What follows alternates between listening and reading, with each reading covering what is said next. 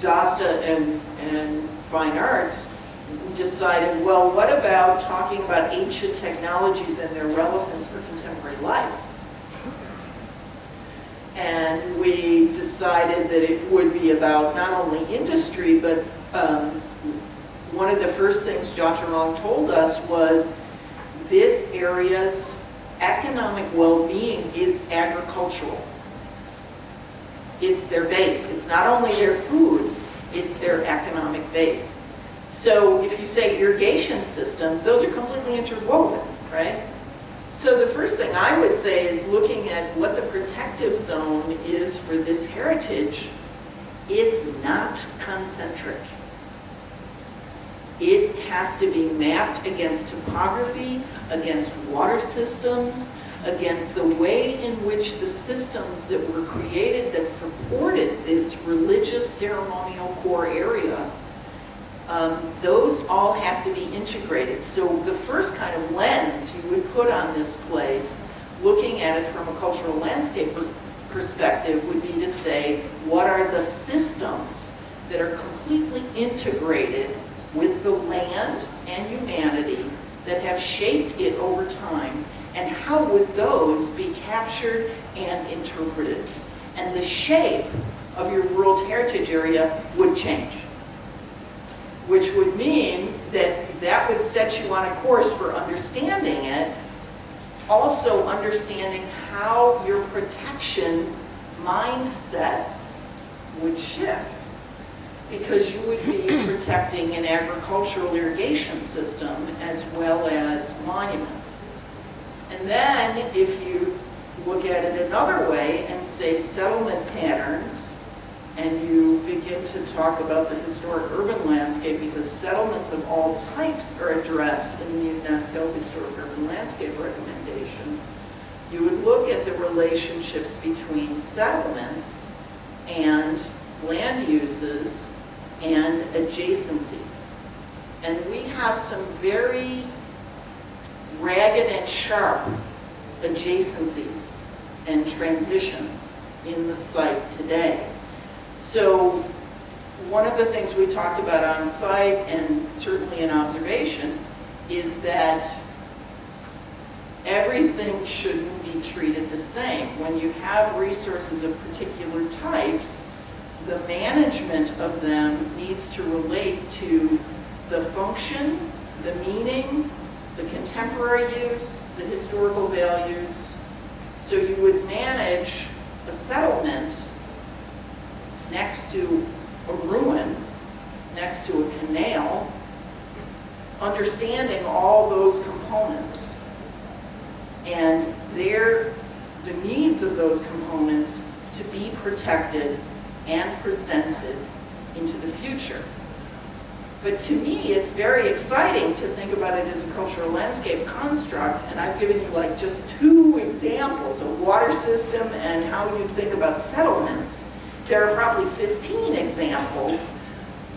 You would have all these different themes that the visitor could choose to be a buffet lunch and look at a series of themes, or it could say, well, I'm really, really interested in religious meanings and the iconography here. And with the individual sites and QR codes and a robust website and some pre-visit planning and web-linked 3G that you could dig into your subject, whatever it was, water systems, ancient technologies, Buddha postures. Why is one monument made of slate and another of the tufa stone, but most of the others of brick?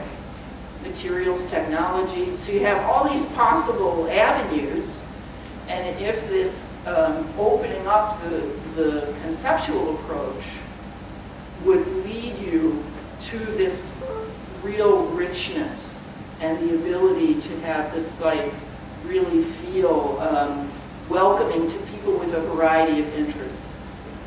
Every time I've worked with the top interpretive people what they always come back to telling me is 5 people, independently or together, want 5 different things. If we can't give them the 5 different things, 4 of them are going to be bored and 1 is going to be engaged. So there's always this approach of giving them some diversity, and more and more as we become completely connected to our little devices, we expect it. And this place has the riches. We just need to dig them out with the continuing research and find ways to reach deeply into the place and give the diversity that people want. Thank you, Patricia. Jay? Tim? Anyone?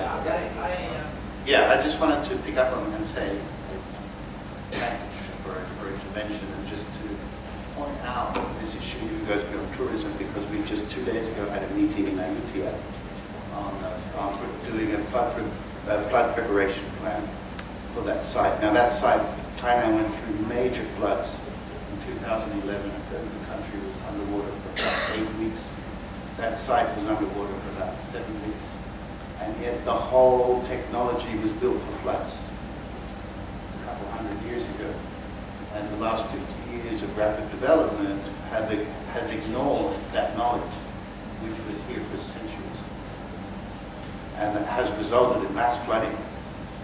Now, this is where it's beyond, there's also very important lessons for contemporary Thailand to think about the knowledge that the ancestors had, which was living with the water, not living against the water. So I just wanted to add that dimension. Yes, and I appreciate that, because in the work I'm collaborating on in India Heritage Cities, the water management, the ancient water management, the valves, the step wells, the huge reservoirs, and how the terraces for prayer against the rivers were managed historically, same issues. So, and interestingly, with climate change all over the world, we have these issues of water management. So it's about survival and function, and I'm focusing it on tourism, but I'm very well aware of the survival and the functionality issues. Now we can decide to try contemporary engineering, or we can go back to traditional knowledge. And I would suggest to all of us that traditional knowledge has a great deal to offer.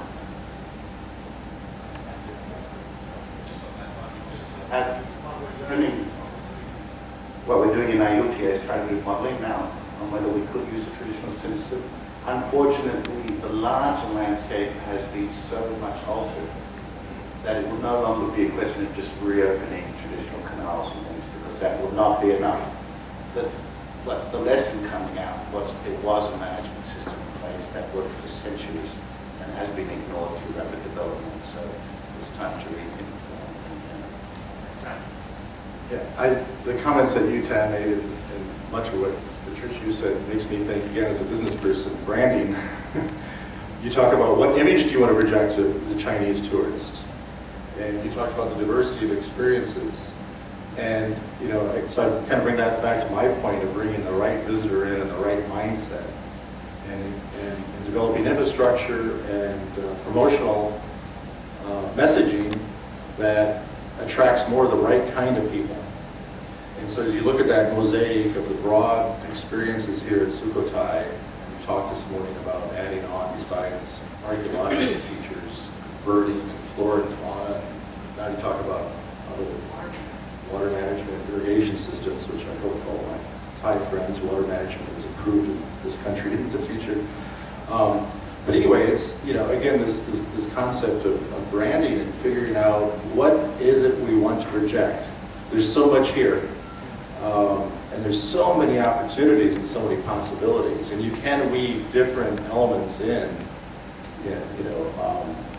So maybe the brand is archaeology and so much more, and then figure out which are 3 or 4 or 5 key elements that you really want to develop, because there's probably, like you said, probably 15 you could choose.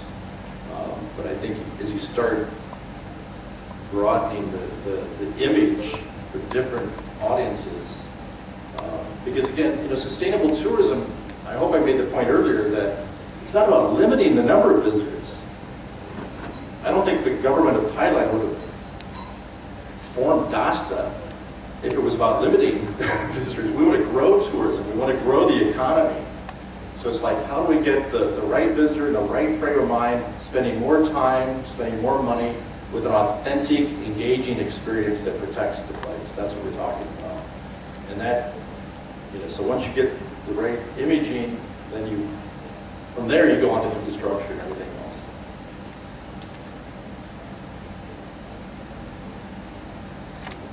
else. Okay. May I open the table to the audience just a little bit, because there's some hand raising here and there. Just one question first. Okay, from Sue. Yes, please. Right. I'm just listening to this. Just a moment. Right, sorry. Yeah. Thank you. Right. Right. Can you hear me? Yeah. No? No. There. Okay? Yes, you got it now. I'm listening to this debate, and I'm hearing bottom up and top down with the branding and coming from the resource up. And why I've intervened is because I got frustrated. And Jattarang said we could intervene when we get frustrated. And my frustration is that interpretation in all the groups this morning, and particularly in the round table, has been bandied around as kind of, we need interpretation, we need that. And once you've done the hull, you can do the interpretation. For me, nobody has, this is my field, has actually worked on interpretation as a conceptual matter, not just the hull, but interpretation conceptually, and the issue of different learning experiences. Now, that different learning experience has not come up once today, so I'm just putting it on the table. Oh, and another question. Russ, yes, please.